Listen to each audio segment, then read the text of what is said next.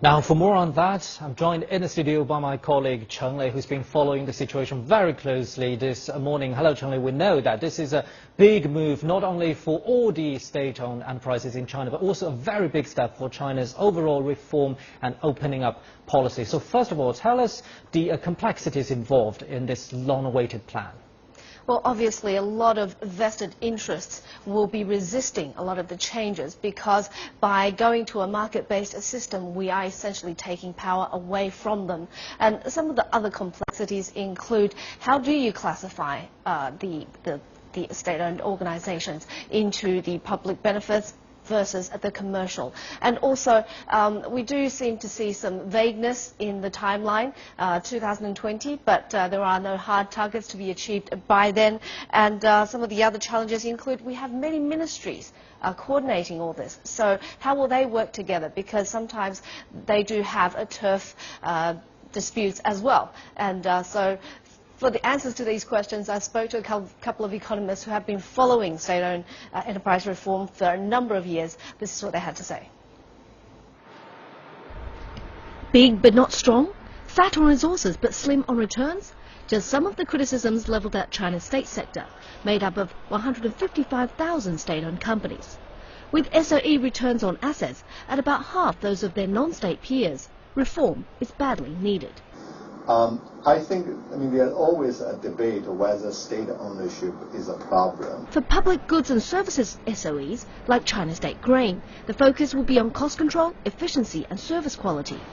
Huang says whether the reforms can weed out underperformers is critical. My main concern, I think, the issue I always keep in mind is if a company becomes for instance, non-profitable, whether or not that company can exit from the market or can be closed, shut down. For investors, the reform plan outlines opportunities.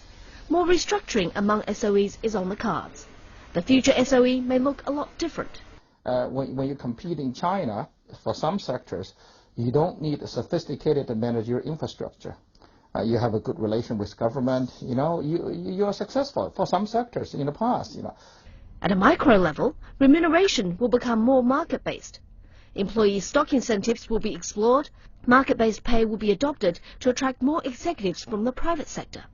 To shake things up in the boardroom, the guidelines state that outside directors would make up the majority of the board. Better governance should help companies in their globalization. This is what I call an A and C type of company. Family business A, C SOE. Some in the middle, what I call a B type of company. Look at IBM, look at GE, look at Siemens. Those B type of companies so essential for the rise of any major power. Look at the case of Japan, Germany, UK, US. So the B type of companies are essential even. And so we don't have many B type of company in China. The broad reform guidelines come at a time when state firms' profits are falling and the economy needs extra impetus. More details are due out within 2 months. China's 37-year journey of reforming its state sector enters its most complex and challenging leg yet. Cheng Lei, for CCTV News.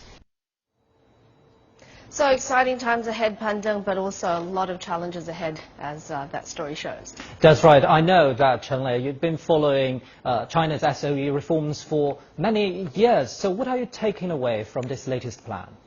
Well, I guess the fact that we are noticing some changes speaks volumes. For example, there is going to be much tighter oversight on state assets, on their the ownership control, and that is going to be stipulated, or that is underpinned by a stipulation in the guidelines that the Communist Party's leading role in reforms will become stronger, not weaker. So how that will work with the fact that we are moving towards a more market-based scheme remains to be seen. And some of the other differences include how, I guess, some of the other challenges, in fact, include that we have about 155,000 state-owned companies, and some of them, about 100 of them, are centrally administered. Others belong to local governments, and some of the reforms that we had expected, for example, back in 2004, that certain pilots were going to happen, and they didn't happen until, in fact, this year. So that just shows some of the challenges that the government authorities actually face in rolling out these reforms, Pandeng. Well, Cheng Lei, we know know that at the same time, markets have been waiting for this important plan for months. So how are they reacting to this release?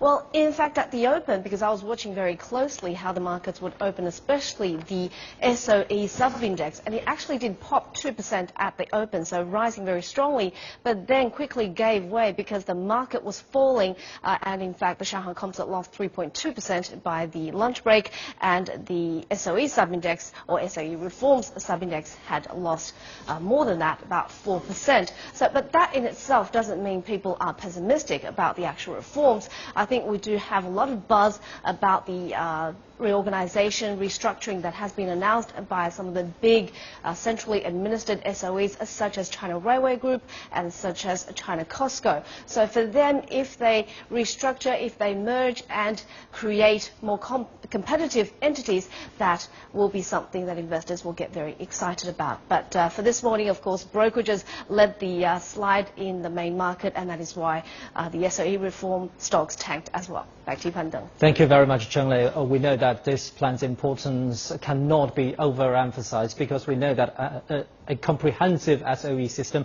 is not only the very fundamental system to China's overall economic system, but also a pillar to China's socialist system. Thank you very much, Cheng Lei, indeed.